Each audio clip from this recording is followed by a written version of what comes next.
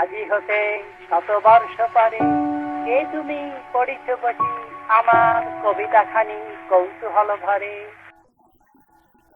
শুরুতে কবি আর কবিতার নামটাকে বলবে।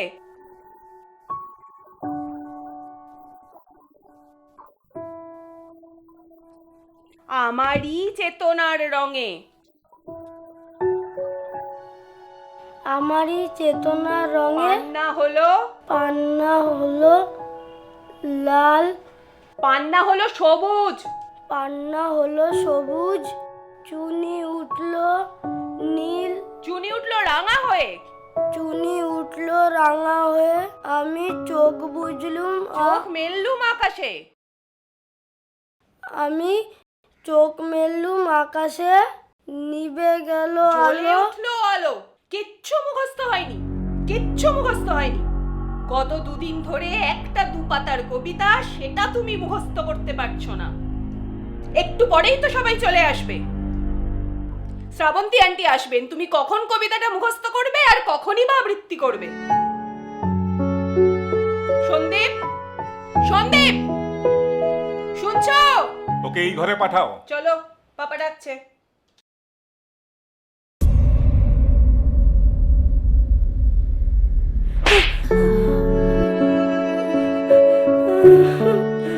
অনেক আশা নিয়ে বাড়িতে একটা রবীন্দ্র জয়ন্তীর অনুষ্ঠান করছি। তোমার বয়সী আরো সব ছেলে মেয়েরা আসছে, তারা আবৃত্তি করবে, আর সেখানে তুমি? ছি ছি ছি ছি ছি, লজ্জায় আমার মাথা কাটা যাচ্ছে। শ্রাবন্তী আন্টি আসছেন, আর সব থেকে বড় কথা, এরকম একটা ছোট ঘরোয়া অনুষ্ঠানেও পূর্ণেন্দু জেঠুর মতো একজন মানুষ তিনি আসতে রাজি হয়েছেন, সেটা শুধুমাত্র তোমার বাবার অনুরোধে। তোমার বাবার সম্মানের কথাটা একবারও ভাবলে না?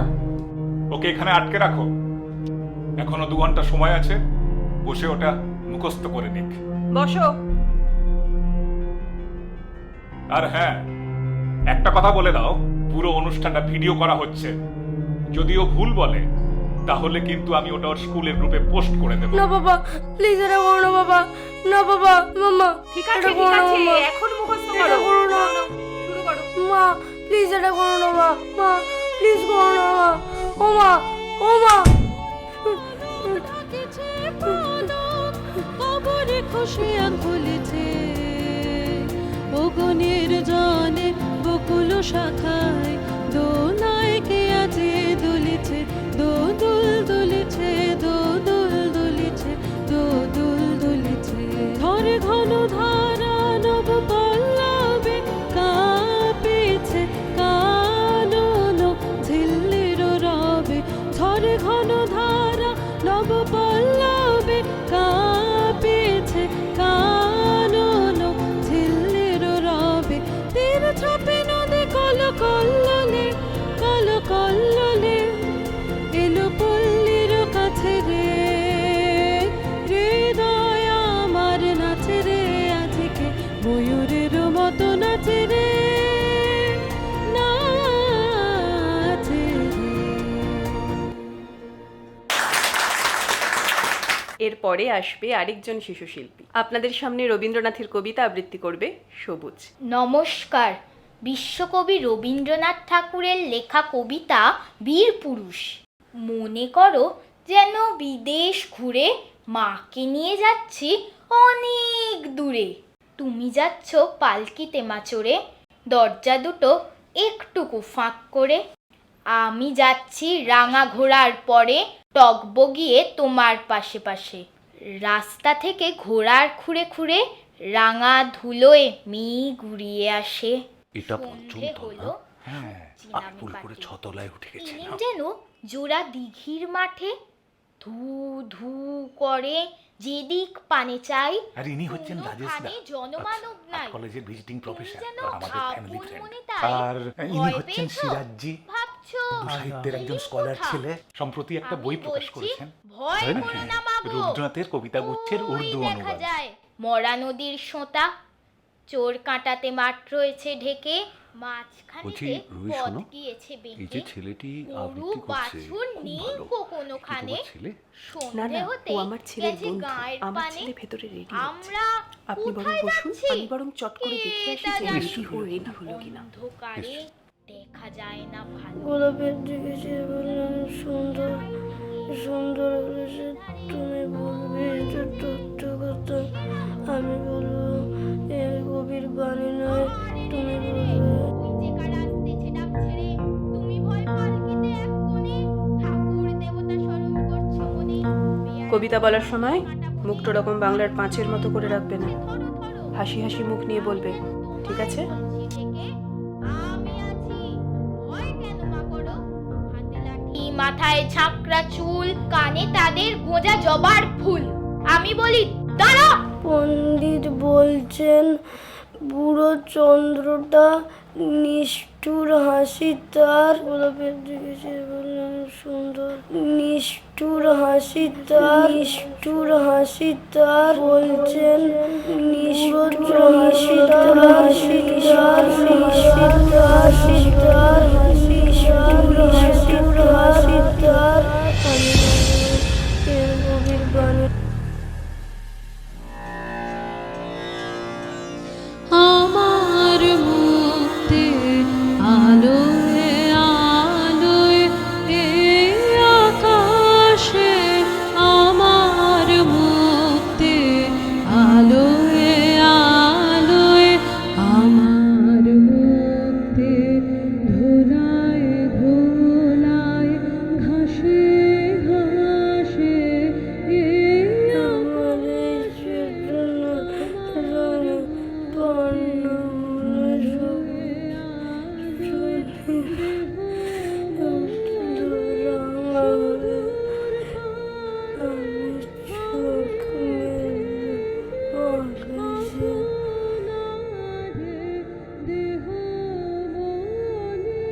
সুদূর পারে পারে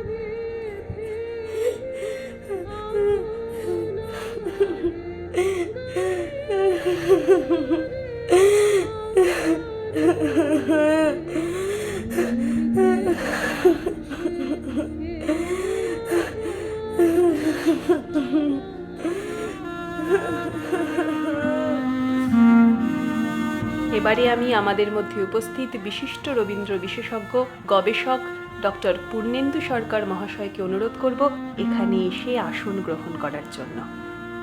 পূর্ণেন্দুদা, প্লিজ আসুন। পূর্ণেন্দুদার হাতে পুষ্পস্তবক তুলে দেবে আমার পুত্র অমূর্ত। প্রণাম করো। আমাদের মধ্যে উপস্থিত রয়েছেন আরও একজন তরুণ প্রতিভা, মোহাম্মদ সিরাজউদ্দিন আহমেদ। সম্প্রতি মুনলিট পাবলিকেশন থেকে তার একটি মূল্যবান বই প্রকাশিত হয়েছে, একগুচ্ছ রবীন্দ্র কবিতার উর্দু অনুবাদ। আজকে আমরা তাঁকেও সম্বর্ধনা জানাবো। তাঁর হাতে ছোট্ট একটা স্মারক তুলে দেবেন পূর্ণেন্দুদা। আমি সিরাজদাকে অনুরোধ করব যে উনি যদি ওনার অনুবাদের কবিতার মধ্যে থেকে অন্তত একটি কবিতা আমাদেরকে পড়ে শোনান। নমস্কার, আদাব। রবীন্দ্রনাথের লেখন থেকে দুই একটি কবিতা উর্দু অনুবাদ আমি করেছি, তা পড়ে শোনাচ্ছি। প্রথমে আমি উর্দু অনুবাদটা পড়ব, তারপরে আমরা বাংলাটা শুরু করছি। দূর থা ও করিব আ গয়া, দিন ढलते ढलते ও দূর যাকর और भी करीब आ गया। দূর এসেছিল কাছে, দূর এসেছিল কাছে, পুরাইলে দিন দূরে চলে গিয়ে আরো সে নিকটে আছে। এবারে আমরা শুনবো একটা প্রেমের কবিতা। এই কবিতাটি আমার খুব পছন্দের একটা কবিতা, রবীন্দ্রনাথ ঠাকুরের আমি। আবৃত্তি করবে আমার পুত্র অমূর্ত। অমু, চলে এসো। অমো, অমো,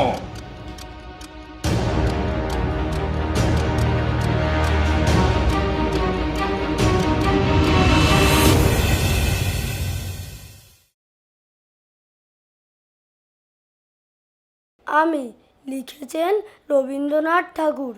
আমারই চেতনার রঙে পান্না হলো সবুজ, টুনি উঠলো রাঙা হয়ে, আমি চোখ মেললুম আকাশে, জ্বলে উঠলো আলো পূবে পশ্চিমে। গোলাপের দিকে তাকিয়ে বললাম,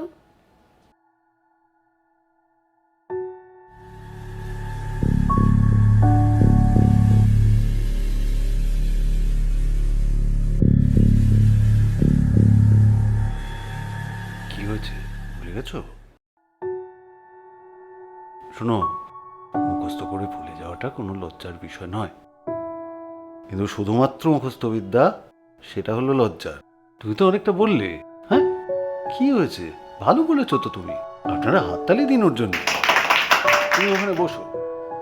এবার আমরা শুনবো পূর্ণেন্দুদার মুখে কিছু কথা। আমি তো শ্রোতা হিসেবে বেশ উপভোগ করছিলাম। এত সুন্দর সুন্দর গান কবিতার মাঝে এমনই নিরস বক্তৃতা কি কারোর ভালো লাগবে? আপনাকে টিভিতে অনেক দেখেছি, অনেক ইন্টারভিউ শুনেছি, আজকে সামনে পেয়ে আপনাকে তো ছাড়ছি না, কিছু তো বলতেই হবে।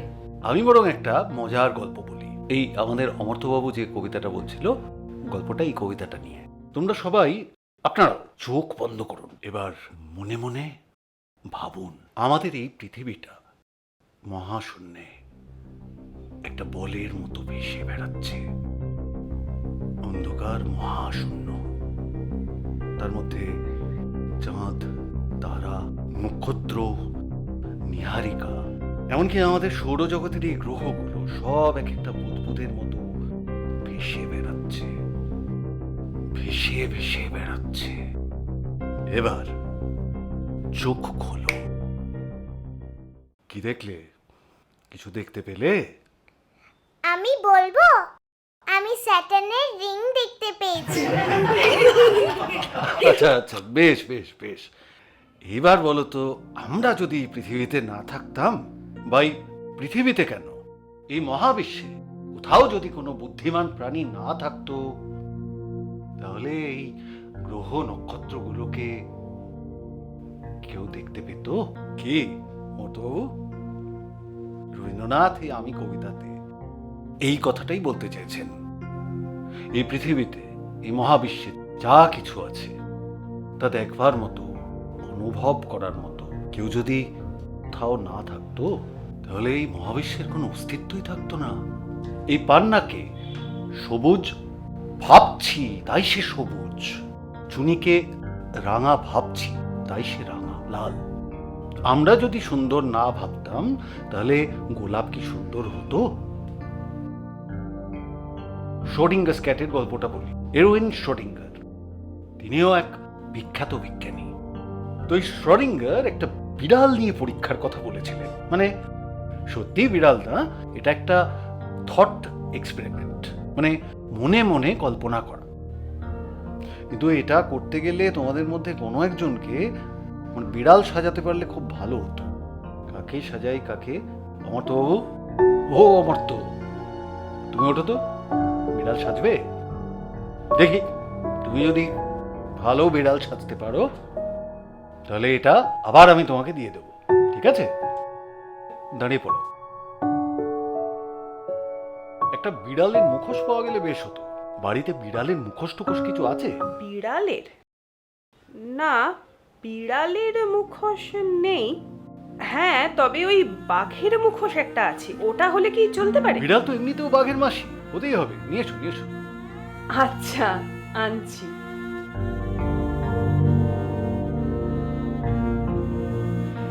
এই হলো বিড়ালের বনপু। দাও, পড়িয়ে দাও, পড়িয়ে দাও।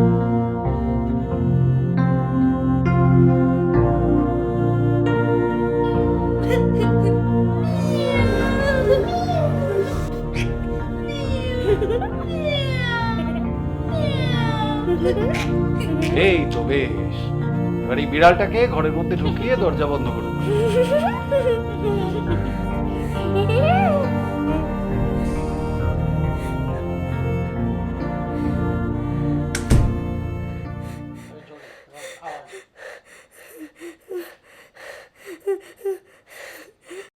শ্রোডিঙ্গার বললেন যে একটা বিড়ালকে একটা পিচবোর্ডের বাক্সের মধ্যে ঢুকিয়ে বাক্সটা বন্ধ করে ফেলা হোক। তবে তোমাদের বোঝার সুবিধার জন্যে আমি একটু বিষয়টাকে পাল্টে দিই। ধরা যাক ওই বাক্সের মধ্যে একটা বিষাক্ত গ্যাস ভর্তি বেলুন ছিল। তো এই বিড়ালটাকে তো ওই বাক্সের মধ্যে বন্দি করে ফেলা হলো। এবার ওই বাক্সের মধ্যে কোনোভাবে ওই বিষাক্ত গ্যাস ভর্তি বেলুনটা যদি ফেটে যায় তাহলে তো ওই বিড়ালটার মৃত্যু অনিবার্য। এখন তোমাদের বলতে হবে যে ওই বিড়ালটা বেঁচে আছে নাকি মারা গেছে, বলো। বেঁচে আছে। তার মানে ওই বেলুনটা ফাটেনি, তাই তো? না না, মারা গেছে। বেড়ালের পায়ে নখ লেগে বেলুন ফেটে যাবে তো। অর্থাৎ বিড়ালটা বেঁচে থাকতেও পারে আবার নাও পারে। অর্থাৎ এখানে দুটো সম্ভাবনাই আছে। আমরা তো আমাদের বিড়ালটাকে ঘরের মধ্যে আটকে রেখেছি। আচ্ছা নাও, অনেকক্ষণ তো হলো, এবার আমাদের বিড়ালটাকে বার করো ঘর থেকে। ওমু, ওমু, সন্দীপ, ওমু কোথায়?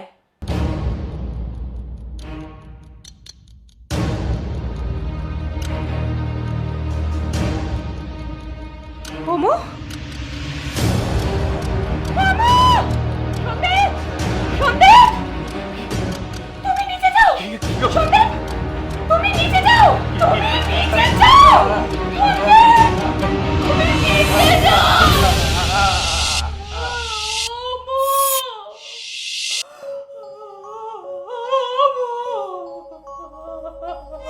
ওমু,